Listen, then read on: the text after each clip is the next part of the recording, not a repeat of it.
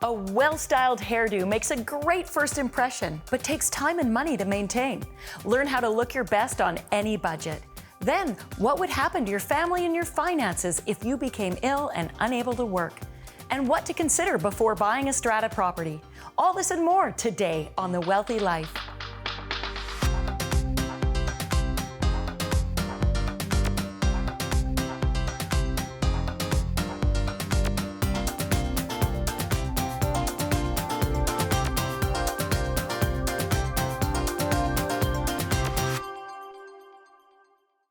Welcome to The Wealthy Life. For most people, our hairstyle is a major factor in forming a strong first impression, even if you're bald. Joining us now is expert stylist John Carrero to share tips on how to look your best on any budget. John, welcome to The Wealthy Life. Thank you, Sybil. It's a pleasure to be here. So why is it important to have a really great hairstyle? It's part of your image. It's part of your look. It also creates self-confidence in what you do and how you walk into a room, how you feel about yourself. Well, when you look good, you feel good. Absolutely. And that radiates a very positive energy. It's why it's important to have a great haircut or a great color that complements what you or who you are. Now, it's easier said than done. Absolutely. What are some of the mistakes you see? Oh gosh, we see quite a bit. People doing their own hair, people trying to cut their own hair, people wanting things that are not realistic with the type of hair that they have or the type of color that they wear. And maybe frying their hair. You know, you see the bleaching, and the hair's all frizzy and dead. It doesn't look good. I don't understand. No. You want clean, good, shiny hair, healthy looking, and you want it to be complementary to who you are. When you look good, you feel good. That's right. Now, you're bald. So how much work is it to do your hair every day? Still quite a bit. Is it? Daily maintenance. You got to now. You have to deal with skincare. Right. And you probably have to keep it nice and shaving trim. every day. Right. And you still have to maintain. So when it comes to looking good, no matter what your hairstyle is, it can cost some money. It can take time. What are some tips you have for people to look their best all the time? First of all, you want to find something that makes it affordable. To your own budget. So set a budget.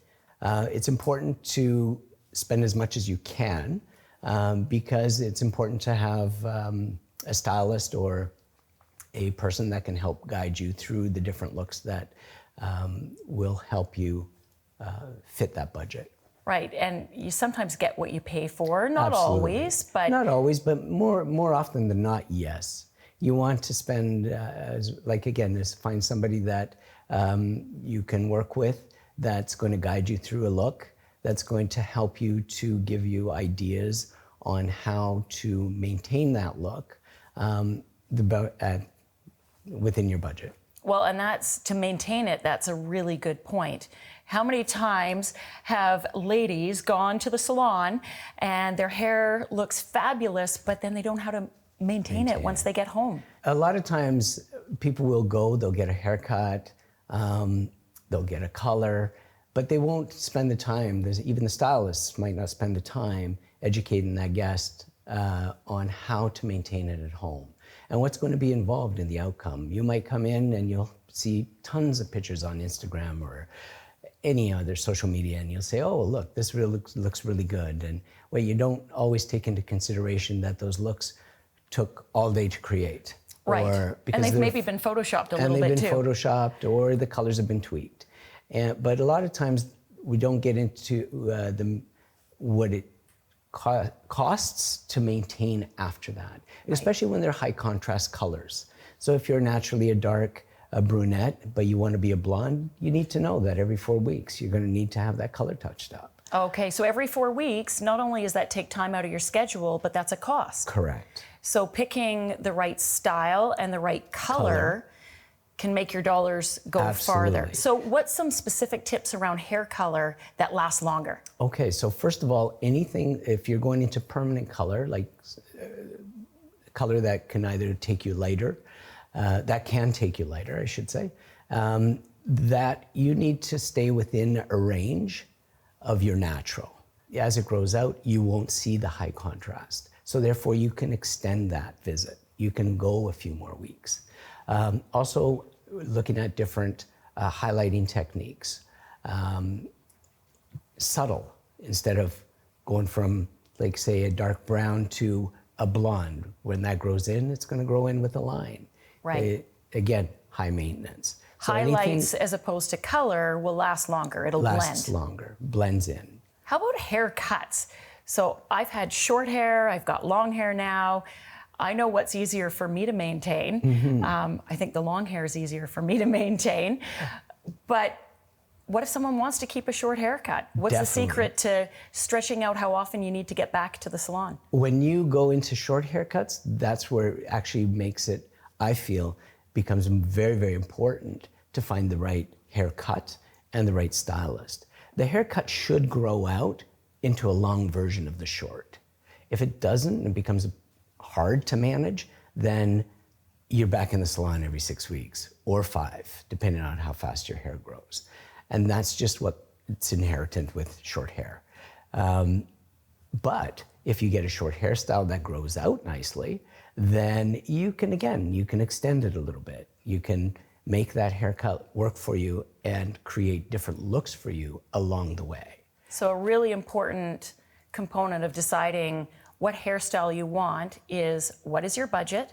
Correct. How long will it last between salon visits? So you've given some good tips to make it go further, and you put those two together and you can always look and feel your best. Absolutely. Any final tips for our viewers today? Number one, use great products at home and good tools, and find yourself a great stylist that you can work with that can help you achieve your look. John, thank you so much for being with us today. It's been a pleasure. And after the break, learn how to protect your family and your wealth if you were diagnosed with a critical illness.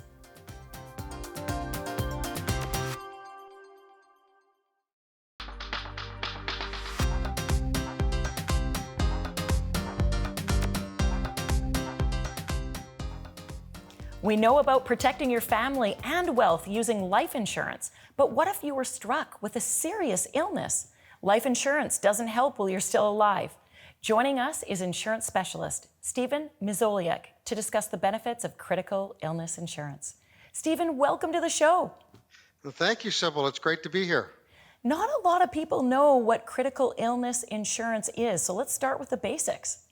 Yes, it could be the best kept secret in the insurance industry, but what it is very basically is critical illness, like life insurance, pays out a lump sum, but instead of paying off when you pass away, it pays off when you have survived 30 days post-diagnosis of a terminal life-threatening illness. Now, that's not a great news story either, but why is it important that people consider having critical illness insurance? Does it save lives?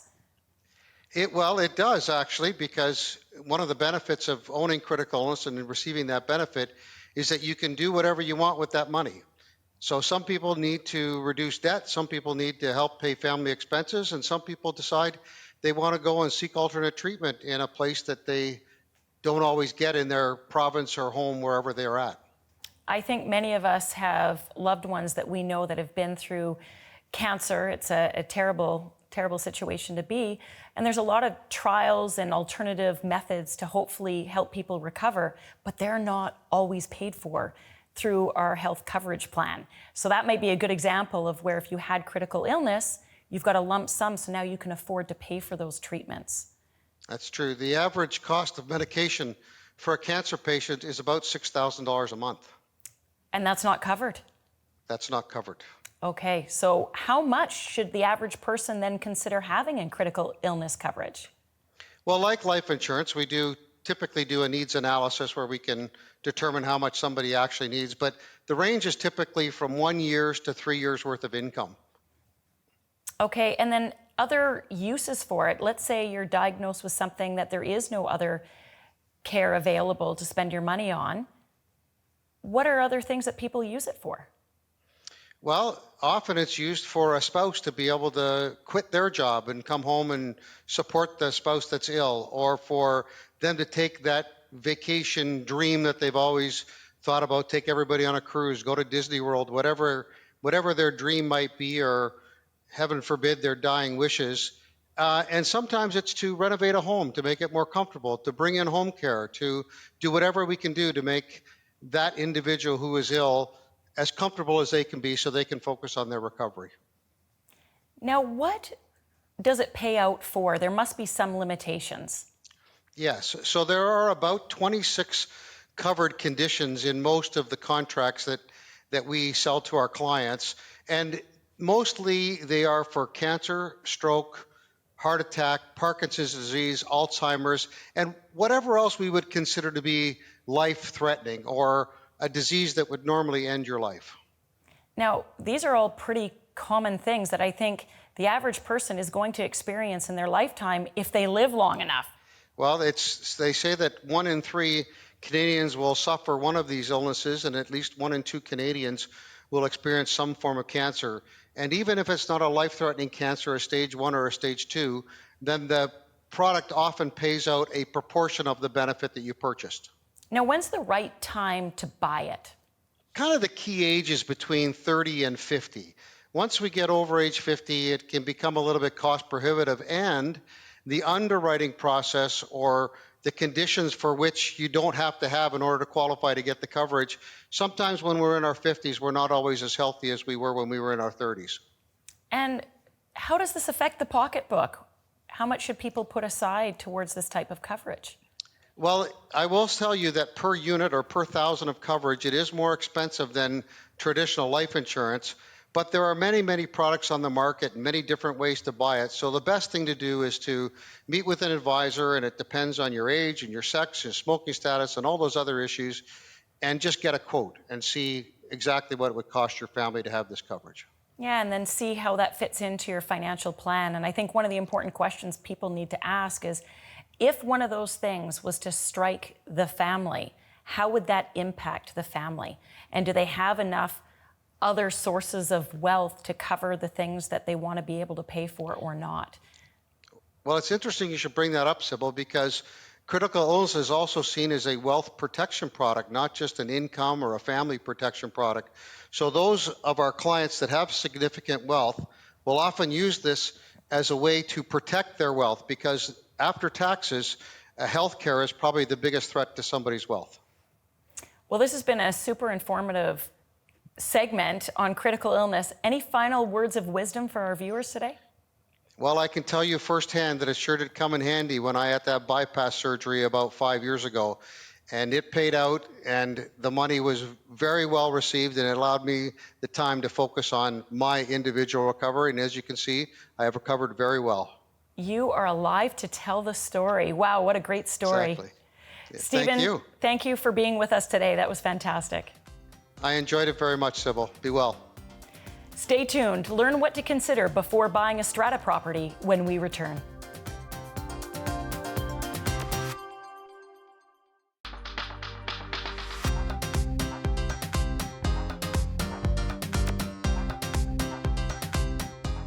If you're looking to buy a condo or a townhouse, beware of common issues so you can prevent nasty surprises. Joining us today is Realtor Shane King to discuss the pros and cons of buying a Strata property. Shane, welcome to the show. Thank you. Thanks for having me, Sybil. So what are some of the pros and cons? Well, some of the pros of buying a condo for most of our clients, price point. Typically, if you're downsizing or trying to get into the market for a first-time purchase, buying a condo or a townhouse is typically a much lower price point than a single-family detached home. You know, houses are expensive and they just keep getting more and more expensive. Funny how that works. Yeah. Now, what's some of the other perks of owning a Strata property? Well, a lot of our clients, again, love the fact that you don't necessarily have to maintain your own gardens, the common property.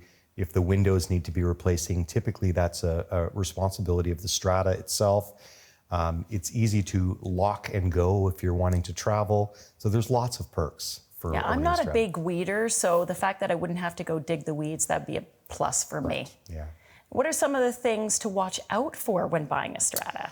Well, you want to make sure, first of all, that you're buying in a Strata that you're going to be comfortable living in. So reviewing the bylaws to make sure that they'll allow for your puppy dog to live there with you, or that they'll allow for you to rent the property for, if you're wanting to travel for 6 months. these types of things. You want to make sure that your neighbors are going to be good neighbors. So get out there, knock on the door, and introduce yourself to the neighbors. Is that a thing you can do? 100%. Absolutely. I don't think most people think about that. No, they don't. Yeah. But it's important because if you're going to be living for the next 10, 20, 30 years with people on either side of you, above you, or below. Yeah. Yeah. Now, when looking at strata minutes, what should people be looking for? You want to make sure that that the financials are in place for sure, and that there's a healthy contingency reserve fund in that building, and that there are no upcoming substantial work projects that you're going to be on the hook for. So make sure that it's a healthy contingency. Make sure it's a comfortable place for you to progress into. Now, from a budget perspective, there are going to be expenses that come up because, like owning a home, owning a condo, windows need replacing, roof needs replacing, etc. What advice do you have for buyers to plan for that? Well, in a strata, again, it's a little bit easier because the strata actually takes care of those common costs. So if the elevator needs to be replaced, the strata will take care of that. Unlike owning your own home, if you need to replace that roof in 25 years' time, typically you would have to come up with all of the proceeds or all of the money to replace that roof.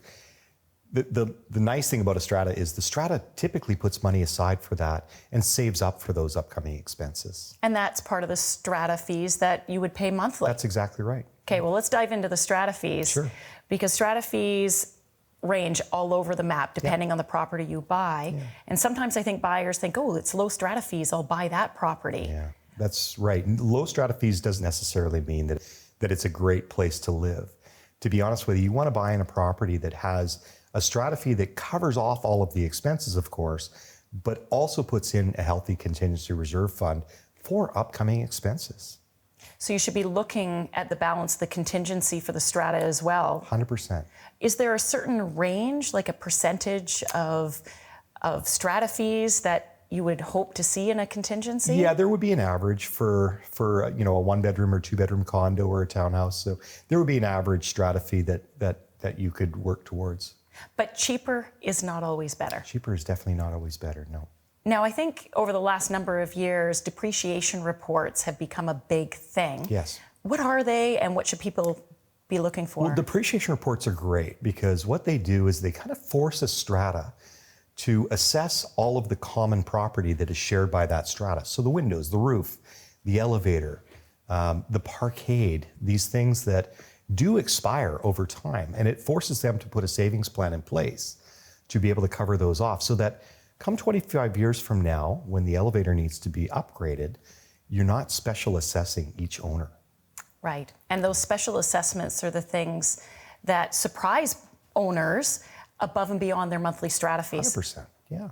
So is there a set amount of money that you would recommend buyers set aside in an emergency fund or a maintenance fund just going forward?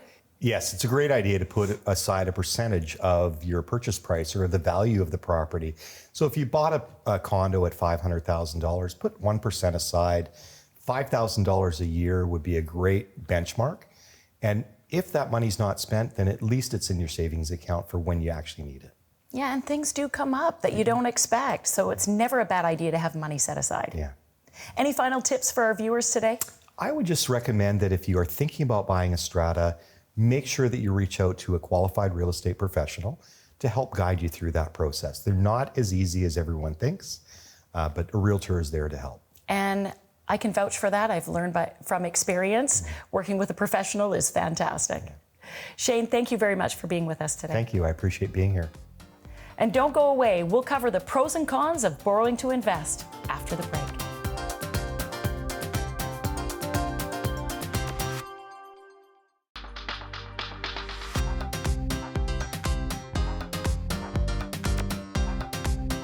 Welcome back. Thanks for your emails and social media messages. We love hearing from you.